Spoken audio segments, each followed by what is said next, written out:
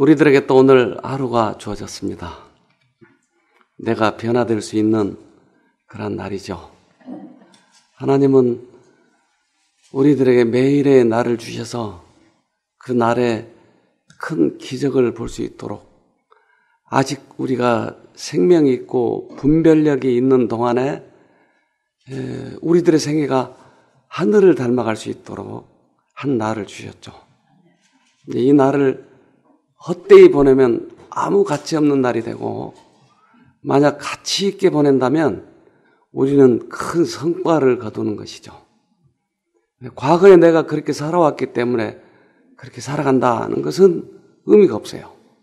발전이 있어야죠. 엊그저께 어떤 사람이 왔다 갔는데 뇌암이라는 거예요. 뇌암. 그런데 뇌암인 줄 알았는데 가서 보니까 뇌세포가 죽어가는 치매더라는 것이었어요. 그래서 이제 치매약을 먹어도 이게 회복이 안 되더라. 회복되는 방법이 있나요? 현대 과학은 이제까지 없다고 그랬어요. 그저 서서히 늦춰갔을 뿐이에요. 진도를. 그런데 이 유럽에서 그 암을 연구하는데 암이 자라는가 자라지 않는가를 관찰하기 위해서 한 시약을 개발했는데 그것은 자라는 세포가 색깔이 염색이 되는 거예요. 그런 시약을 발견했어요. 그래서 노인에게 그 시약을 주사했는데 의외로 노인 뇌세포에서 시약이 발견이 됐어요. 색깔이.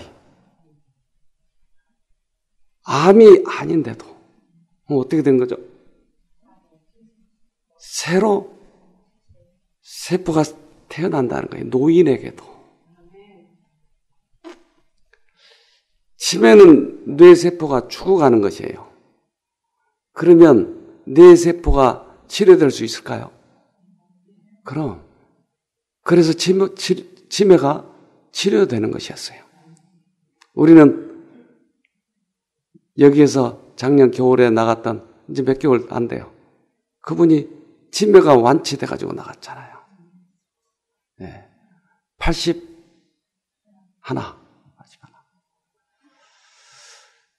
자, 어떻게 하면 이런 일이 일어났을 수 있을까요? 과학자들은 최근까지 그 시약이 개발되기 전까지는 통설이 노인들의 세포는 절대 재생되지 않고 그저 잘 해봐야 멈춰 있는 거고 그렇지 않으면 죽어간다고 그렇게 얘기를 했어요. 그러나 그 시약이 개발됨부터 완전히 바뀌었어요, 지금. 그러면 왜 노인의 세포는 자라지 않을까요?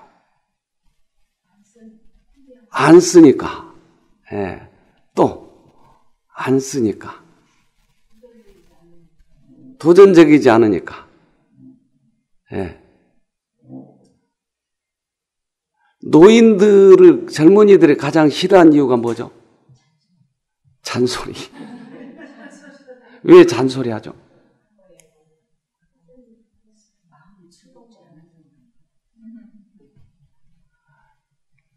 자기 경험만 인정하는 거예요. 도전적이지 않는 거예요. 그러니까 자기 경험에 비춰서 아니면 자꾸 잔소리만 하는 거예요. 그래서 저도 교회에서 이 오빠가 되고 싶어서 저보고 큰 오빠라고 부르는데 어떻게 오빠가 되려고 노력한지 아세요? 네? 잔소리 안 하려고 그래요. 청년들하고 만나면 잔소리 안 하려고 그래요.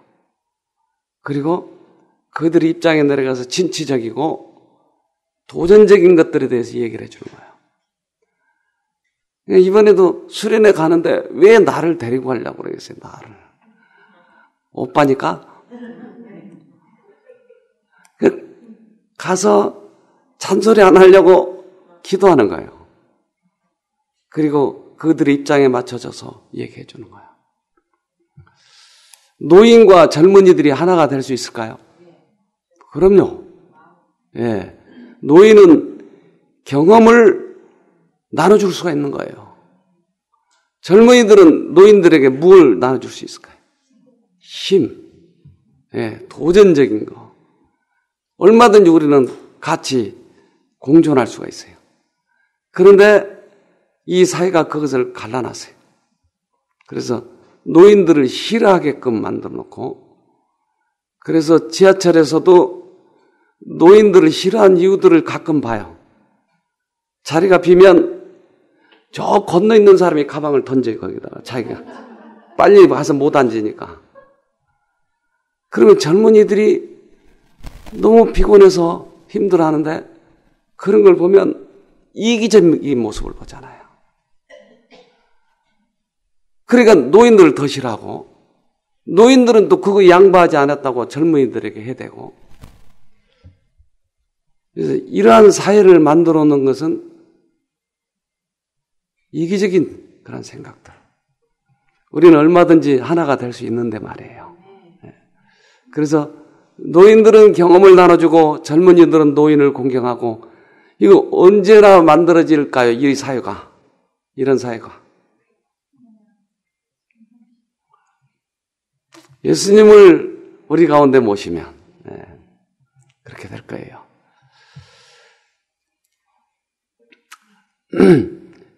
예수님이 없는 사회는 참 불행해요. 그래서 나중에 이 노인들에 대한 그 도전정신을 가질 수 있는 방법, 또 부부가 서로 행복할 수 있는 방법, 이런 것도 좀 한번 강의를 하겠습니다.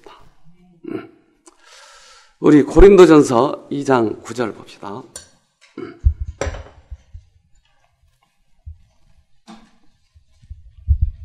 기록된 바 하나님이 자기를 사랑하는 자들을 위하여 예비하신 모든 것은 눈으로 보지 못하고 귀로도 듣지 못하고 사람의 마음으로도 생각지 못하였다 함과 같으니라. 네. 하나님이 우리를 위해서 예비해 놓으신 게 있대요. 근데 그 예비해 놓으신 것을 못 보는 거예요. 한 효자가 살았는데 이 효자는 막내예요. 아버지가 돌아가시게끔 됐어요. 근데 아버지에게 재산이 많은데 이 재산을 안 물려주고 있는 거예요. 그러니까 그 다툼이 난 거예요, 이제. 그래서 세 아들이 있는데 서로 자기가 차지하려고. 그러니까 이제 아버지가 이제 말귀도 잘 못 알아듣고 돌아가시기 직전이라. 아버지 재산 어디다 뒀냐고, 어디다 뒀냐고. 근데 말을 안 하는 거예요. 돌아가셔 버렸어요. 그러니까 이 큰 녀석, 둘째 녀석은 그거 가지고 싸우고 아무리 뒤져봐야 없어요, 재산이. 근데 막내 아들은 아버지를 너무나 사랑했기 때문에 아버지 하고 눈물을 흘리는데 아버지를 껴안고, 근데 아버지가 끝까지 놓지 않는 게 있는데 그게 벽이었어요. 그리고는 계속 벽에를 손가락질하고 돌아가신 것이에요. 막내 아들은 그 벽에를 열어보니까 거기에 모든 게 다 들어있는 거예요.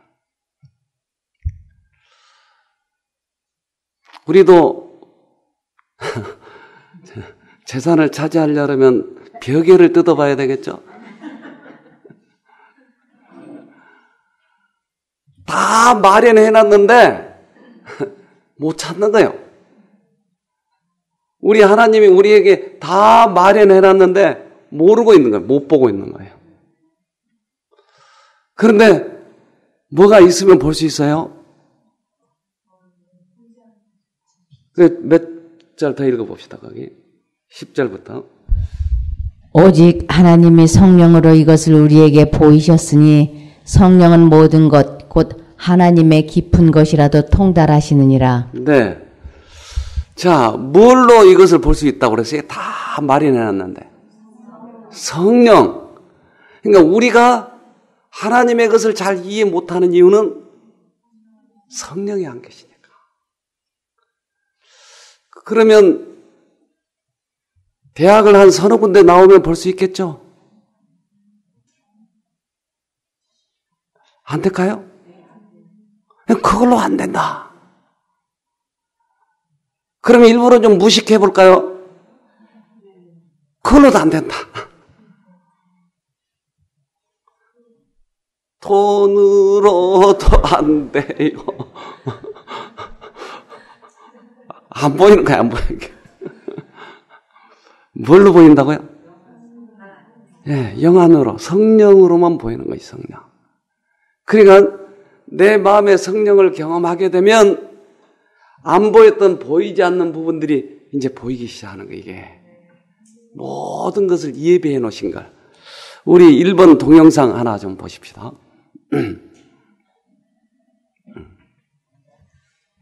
거리로는 잴 수 없는 우주. 너무나 멀기에 볼 수 없습니다. 티끌보다 작은 생명. 너무나 작아서 볼 수 없고요. 내 몸속에서 일어나는 일은 가려져 있으니까 볼 수 없죠. 눈 깜짝할 찰나의 순간은 너무 빨라 볼 수 없습니다.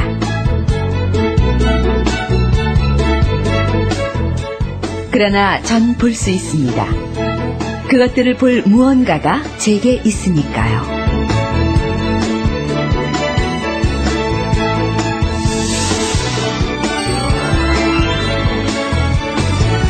은하를 본다든가 별을 본다든가 하면 그 거리란 것이 우리 인간의 개념으로서는 아예 그 상상을 초월하는 거리잖아요. 그리고 또 그만큼 빛의 시간으로 최하 몇 년이 걸려서 오는 것이고, 그러니까 지금 과거를 보고 과거를 찍고 있는 거죠.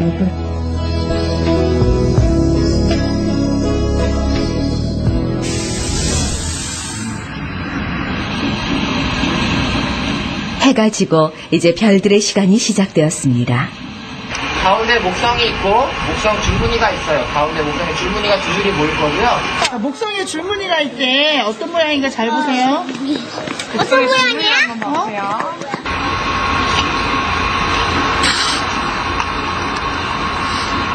자, 이제 달 표면을 보자. 우와. 자, 잘 보여요.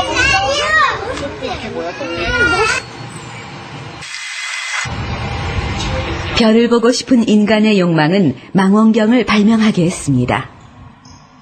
자기가 보고 싶은 별을 클릭을 해서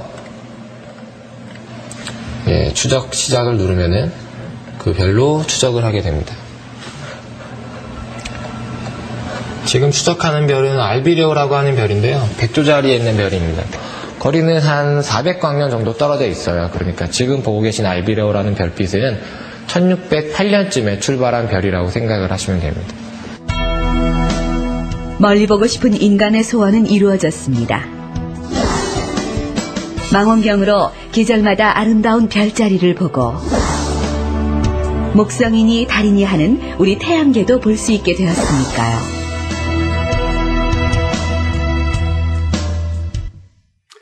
네. 이 일광년은 빛이 1년간 간 거리를 일광년이라고 그래요. 그러니까 400광년은 빛이 400년간 간 거리. 그렇게 멀리서 온 빛을 지금 보고 있다는 거예요. 그런데 아까 보니까 몇백이 아니고 몇만 광년도 있잖아요. 몇만. 그러니까 우주를 생각할 때 여러분 어떠세요? 여러분은 코딱지만 하지도 않아. 먼지만 하지도 않아. 보이지도 않아. 근데 그렇게 어마어마한 세계에 나의 이 존재가 얼마나 지극히 작은 존재인지 몰라요. 그런데 이 지구에서, 아니 이 한국에서 조금 뭐 좀 한다고 폼재는 것, 이거 웃기잖아요, 이거. 개미 나라에서 자기가 뭐 좀 한다고 폼좀 재고 있는 거 웃기잖아요, 이거. 그러니까 보이지 않는 세계를 보지 않고 있기 때문에 자꾸 사람들이 폼재려고 하는 거예요. 근데 보이지 않는 세계를 내가 보았을 때 거기에 우리는 매료될 수밖에 없지만 겸손해져요. 아, 우주는 대단한 것이구나. 하나님은 대단한 것이구나. 지금 빛이 400년간 간 거리 것을 지금 본다 이 말이에요. 그러니 얼마나 그리고 그 세월은 과거에 얼마나 긴 세월을 지나왔겠어요. 우리는 잠깐 그 점처럼 있다가 없어지는 그 인간인데 이것을 우리는 영원한 것처럼 여기 의지하고 사는 것이 얼마나 우습냐고요. 그러니 원수도 용서해야 되겠죠. 그거 잠깐 살면서 티격태격 하지 말고 서로 마누라하고 잘 살아야 되겠죠.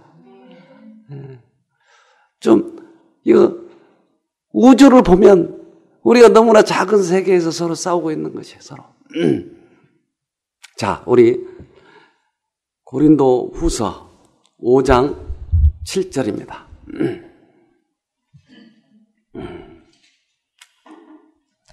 이는 우리가 믿음으로 행하고 보는 것으로 하지 아니함이로라. 네.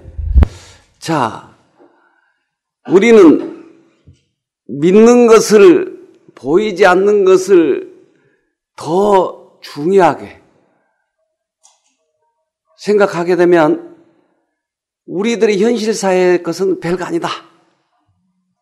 그러니까 보이지 않는 것을 보고 가야지, 보는 것만을 가지고 하면 우리는 욕심투성이가 되고 우리가 이 희망이 없어요.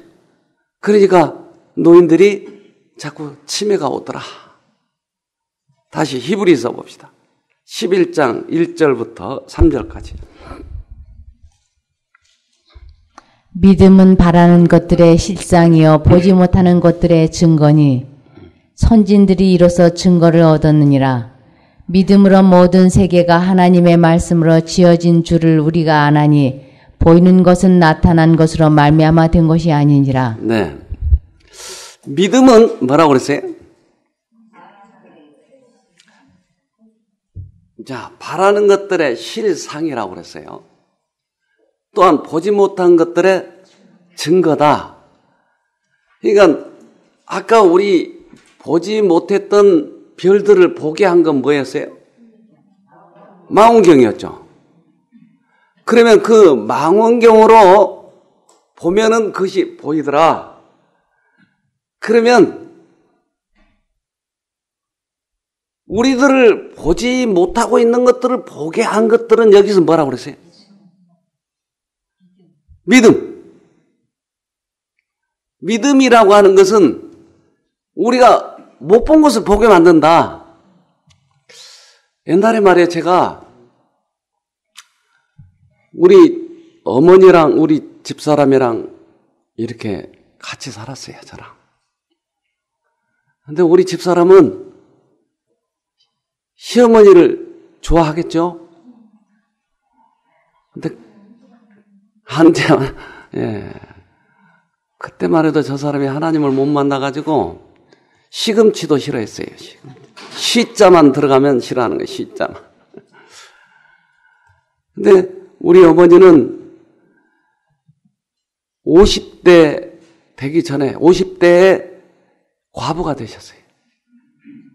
그러니까 아들 중에서도 가장 저를 좋아하셔가지고 또 저도 우리 아버지에 대한 이 효도로 우리 어머니를 모시겠다고 제가 첫날 밤에 이 얘기를 했어요. 내가 우리 어머니를 모시자.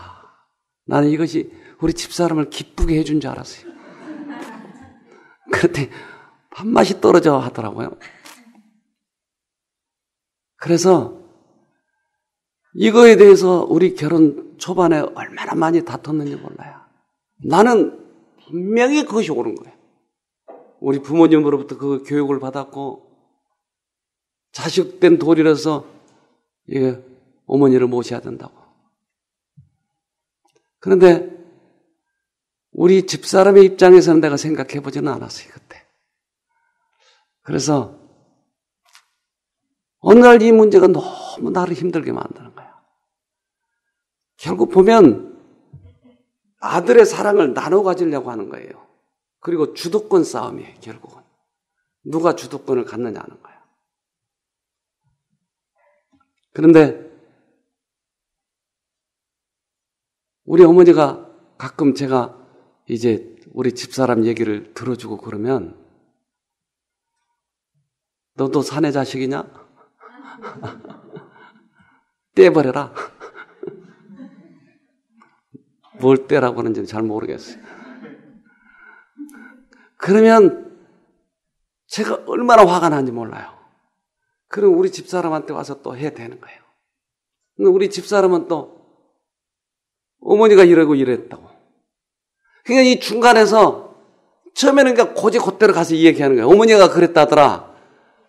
며느리가 그랬다더라. 그러면 둘이 또 대판 싸우는 거예요. 그러니까 어떻게 할 수는 없어요. 근데 어느 날 제가 그냥 예수를 믿으면서도 우리 둘이 얼마나 많이 싸웠는지 몰라요. 그럴 때 어떻게 해야죠?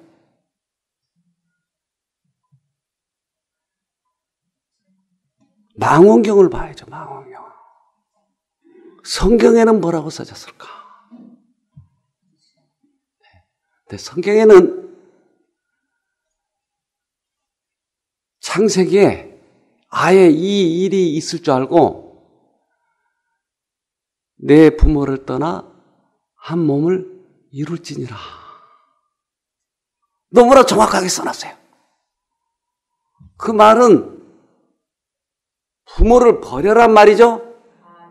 그러면 말이 그 성경의 큰 뜻과 유배가 되는 것이.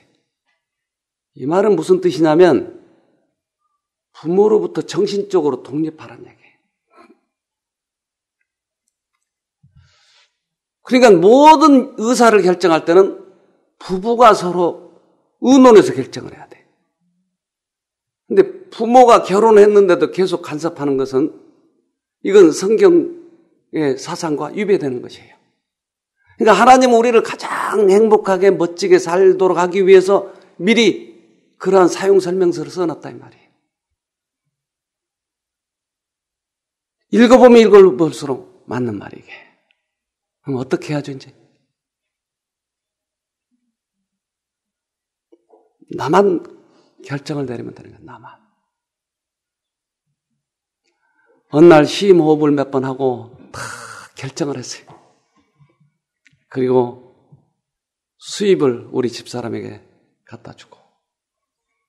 갑자기 우리 어머니한테 이제까지 모든 걸 다 우선적으로 갖다 드렸던 내가 이러니까 이 배신감에 못 견뎌 하는 거예요. 작은 얘기를 했어요. 우리 가정이 행복하려면 이렇게 합니다. 어머니도 예수님을 믿었지 않습니까? 그러니까 이해는 하면서도 또 그것만 보면 또 성질 나는 거예요. 또. 한 달간을 이렇게 너무너무 힘들어 하시는 거예요. 근데 저는 물론 사회적으로 도덕적으로 살아야 되고 또 우리들의 윤리를 무시해서는 안 되겠지만 그러나 하나님의 말씀이 그것보다 훨씬 우선인 것을 알기 때문에 결국은 계속 우리 집사람이 그때서야 마음에 안심을 하는 거예요. 여자들은 남편을 믿고 사는 거지 누구를 시어머니 믿고 살아요? 그러지 않아요.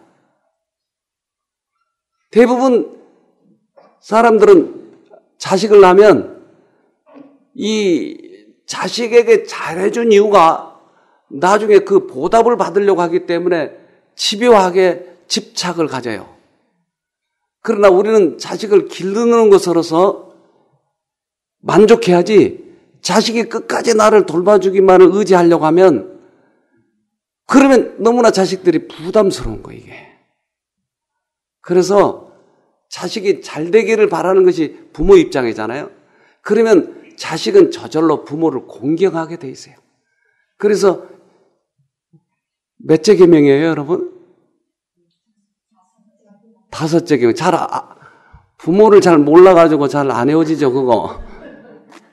5째 계명을 써놨어요. 내 부모를 공경하라.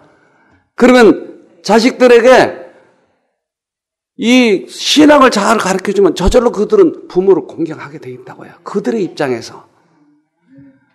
자, 그러니까 이렇게 하고 나니까 우리 집사람이 마음이 놓이고 우리 어머니에 대한 새로운 애정을 갖기 시작하더라고요.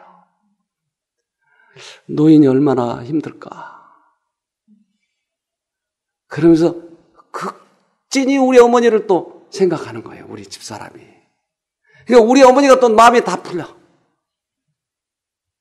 그러니까 내가 하는 역할은 뭐였냐면 이제까지 마련해놓은 이 말씀대로 내가 살지 않았기 때문에 이게 결국 불행이었어, 이게.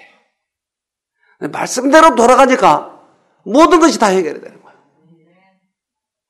우리 집사람이 우리 어머니에게 얼마나 너그러워진지 몰라요, 그때로부터. 그런데 내 고집대로 나는 윤리야, 나는 도덕이야, 그리고 이것만 주장을 하고 상강 어려운 이것 따지고 있고 그러면 우리 하나님을 못 받아들이는 것이에요. 근데 성령께서 우리들에게 말씀하신 그 말씀 모든 것을 예비해 놓으신 그것을 보면 여기에 해답이 있는 것입니다. 그래서 믿음은 보이지 않는 증거라고 그러세요. 보이지 않는 것에 대한 증거. 자, 믿음으로 망원경을 보니까 누굴 더 우선적으로 생각할지에 대해서 또는 결혼한 사람들은 어떻게 해야 될지에 대해서 말씀이 쓰여져 있다 이 말이에요. 이것을 생애에 적용하면 보이지 않았지만 말씀의 증거를 볼 수 있나요? 보는 것이 이게. 옛날엔 저 사람이 영 형편없는 사람이었는데 술 먹고 개판 부린 사람이었는데 망원경으로 그것을 본 사람들은 술을 딱 끊어버린 것이에요. 보이지 않는 증거예요, 증거. 믿음을 가진 사람들은 그렇게 변하기 때문에. 그래서 이제 우리는 하나님의 말씀을 들을 수 있을까요? 이 성령을 경험하면 들을 수도 있는 것이에요. 우리 다음 영상 하나 봅시다.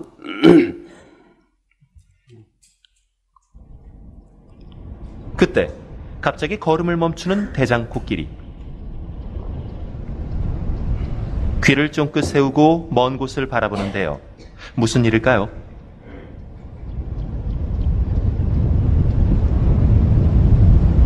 초원에는 아무도 없는데 말이죠.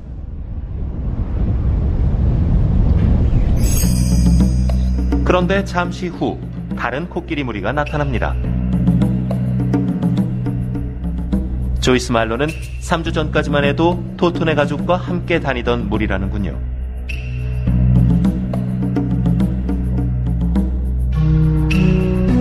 이 두 무리는 멀리 떨어져 있었지만 그동안 계속 대화를 해왔습니다.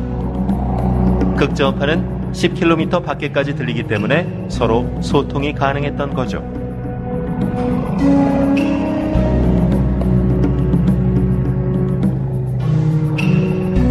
잠깐의 이별 후에 다시 만난 코끼리들. 사람들이 악수하듯 서로의 코를 맞대는군요.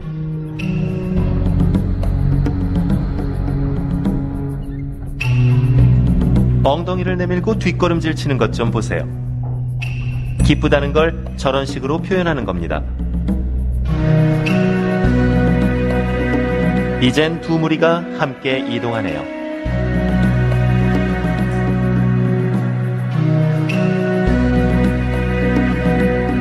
드디어 물 웅덩이에 도착. 오랜만에 물을 봐서인지 토토가 정말 기뻐하네요.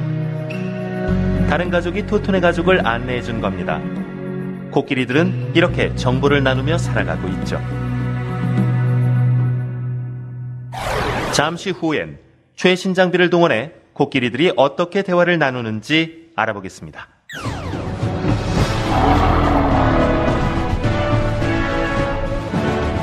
조이스도 깜짝 놀랄 결과라니 기대하세요.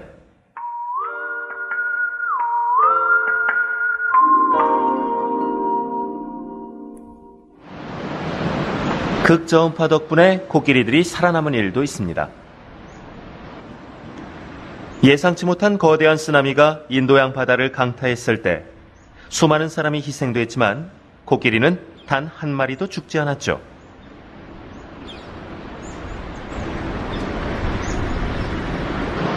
당시 스리랑카 해안에 살던 코끼리들은 이상한 행동을 보였다고 합니다. මමත් සුනාමියට අහුවෙච්ච කෙනෙක් ඒ වෙලාවේ මම කොහොම හරි ලොකමාරින් බේරුණා. ඒ වෙලාවේ දැකපු කට්ටිය කියනවා අලි සතුන් ඔක්කොම සුනාමියට කලින් වෙලාසිනින් පොඩ්ඩක් දැනිලා උන් කලබල වෙලා දිව්ව කියලා සුනාමියට කලින් පොඩ්ඩක් කට්ටිය දැකලා තියෙන දුවනවා සතුන්. 어떻게 코끼리들은 1시간 전에 모두 대피한 걸까요?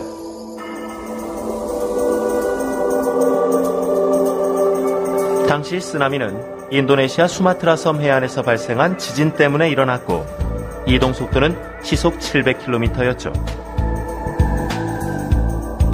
쓰나미도 극저음파를 만들어냅니다. 쓰나미가 만들어낸 소리의 속도는 시속 1200km.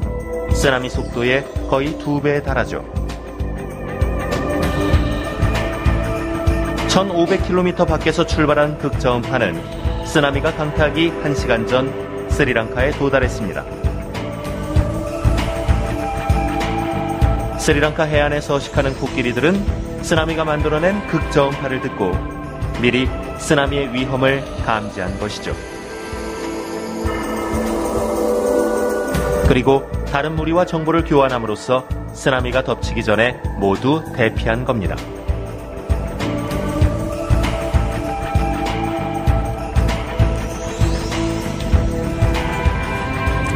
극저음파가 들리고 1시간 후 거대한 쓰나미가 스리랑카를 강타했습니다. 극저음파를 들을 수 있는 능력 덕분에 코끼리들은 살아남을 수 있었던 거죠.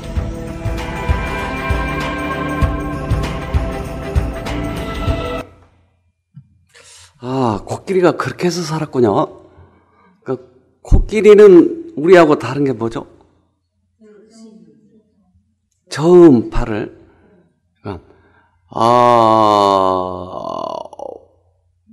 그 밑에 소리를 듣는다 이 말이에요. 그러니까 이 파장이 넓고 긴 거를 들을 수 있다. 근데 높은 음은 이렇게 표적이 되죠. 그래서 그 위에 또 소리.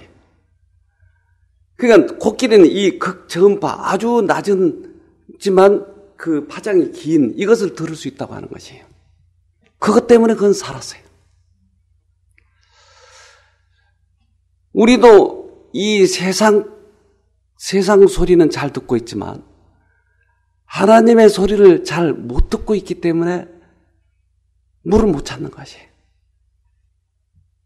그래서 이 세상과 함께 쓰나미 오면 죽어가는 것이에요. 그런데 그 극저음파를 들을 수 있는 귀를 우리에게 주신다고 그랬어요. 어떻게 해요? 네?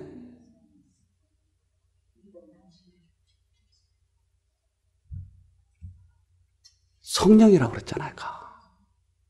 성령이 오시면 우리가 그것을 듣는 것이에요. 이것을 들면 우리가 살아나는 것이에요. 자, 요한복음 5장 보십시다. 요한복음 5장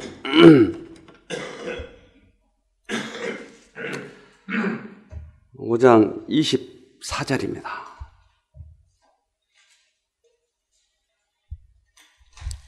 내가 진실로 진실로 너에게 이르노니 내 말을 듣고 또 나 보내신 이를 믿는 자는 영생을 얻었고 심판에 이르지 아니하나니 사망에서 생명으로 옮겼느니라. 네. 그러니까 이 세상에 살아가면서도 극저음파를 듣고 있는 사람이 있네요. 나를 믿고 내 목소리를, 음성을 듣는 자가 있다고 그랬네요. 그러면 그 사람들은 쓰나미가 온 줄 아니까 피하는 거예요. 그러니까 하나님께서 그렇게 우리를 인도하시는데, 특별히 말세에는 하나님의 백성들에게, 이 세상의 모든 소란한 그런 소음 가운데서도 하나님의 백성들에게는 이 음성을 들려주신다고 그러세요. 그럼 이 음성을 다른 모든 사람은 못 들어요. 그리고 뭔가 벼락치는 소리가 나긴 났는데 저게 뭘까? 번개인가? 무슨 소리야? 그런데 이 소리는 주님께서 우리들에게 말세에 들려주는 그런 음성이다 하는 거예요. 그러면 그러한 음성을 듣는 자들은 주님을 따라가겠죠. 그렇게 해서 우리를 피하게 만들어 주신다 하고 약속하셨어요. 그런데 이 극저음파를 듣다가도 코끼리가 죽을 수도 있겠죠? 우리도 죽을 수가 있겠죠? 죽은 자들은 이제 무덤 속에 있지 않겠어요? 그러면 예수님이 오셨을 때 극저음파로 부를 거예요.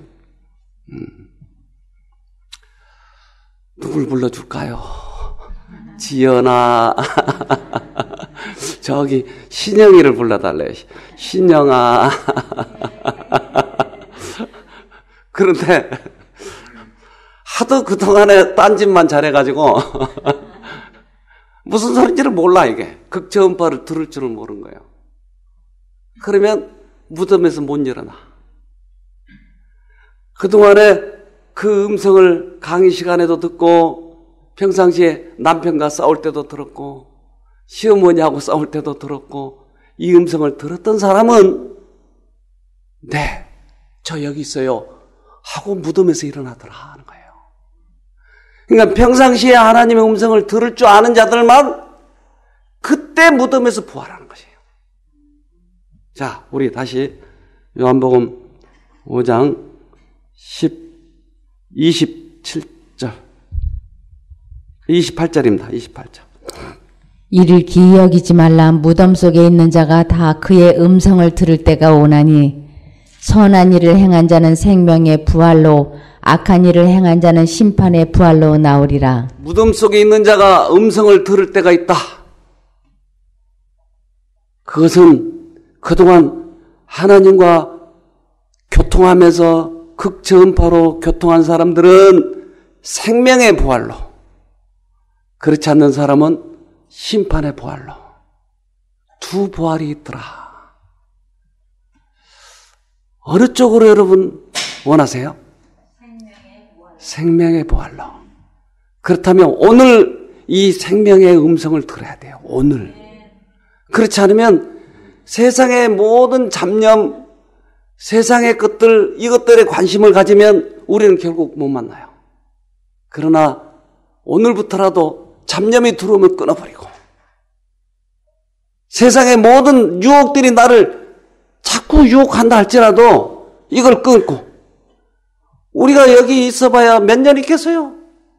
실컷 있어봐야 몇 달인데, 이 있는 동안에 모든 잡념을 끊어버리자는 거예요. 그러면 생명 음성이 여러분들에게 들려줄 것이에요. 그럼 내가 새로운 인생을 살아가게 되는데, 이 음성을 듣지 못하게 한 이유가 뭔지 아세요, 여러분? 듣지 못하는 이유. 우리 이 망원경으로 봅시다. 어떻게 보는지. 자, 요한계시록 3장 17절.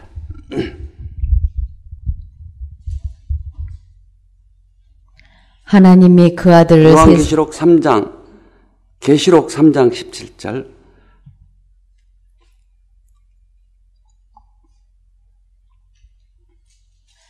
네가 말하기를 나는 부자라 부요하여 부족한 것이 없다 하나 내 곤고한 것과 가련한 것과 가난한 것과 눈먼 것과 벌거벗은 것을 알지 못하도다. 네. 내가 옷을 벗었는데도 옷 벗은 줄을 모르고 눈이 멀었는데도 소경인지 모르고 그 이유는 뭐였어요?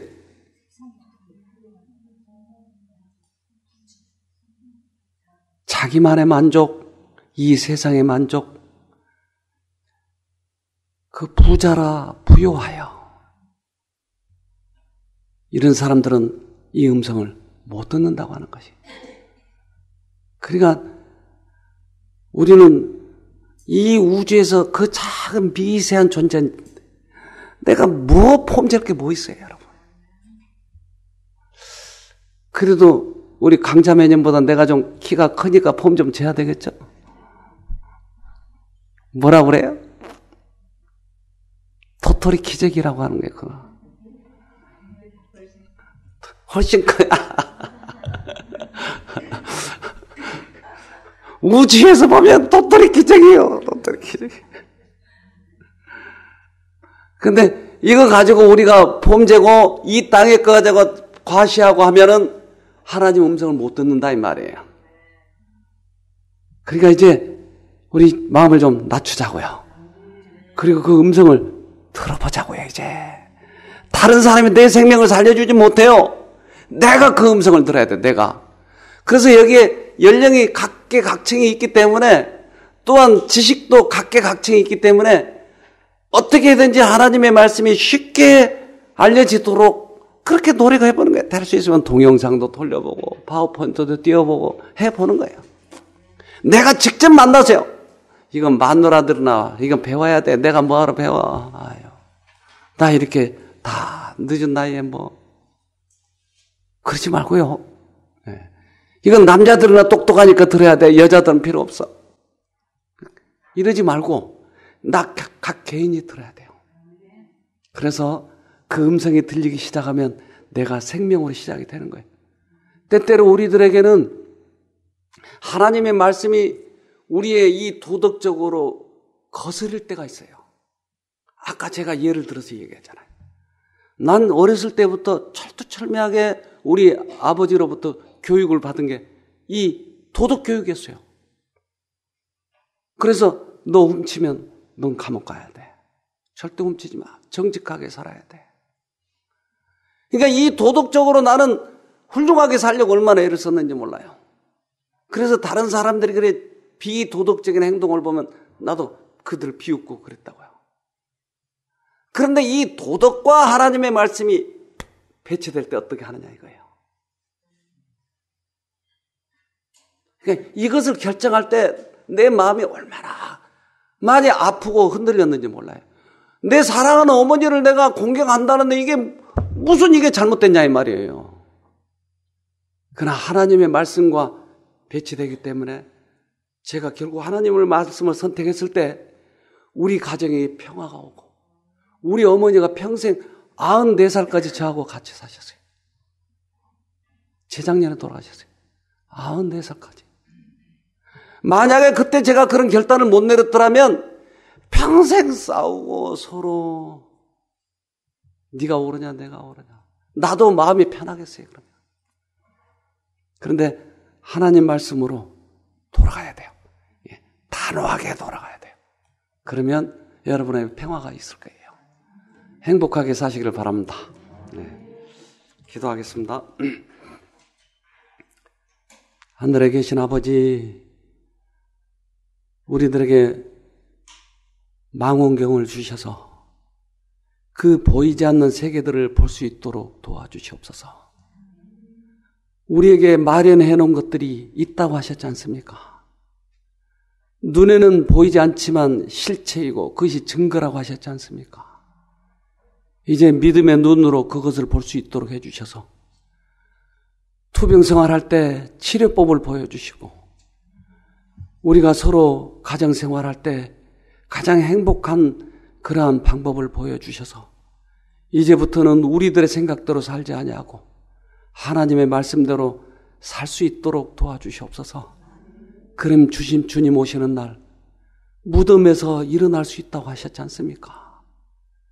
꼭 망원경을 다시 우리가 만나고 그것으로 영원한 것을 볼 수 있는 우리 모든 믿음의 형제가 되도록 도와주시옵기를 예수님 이름으로 기도합니다. 아멘.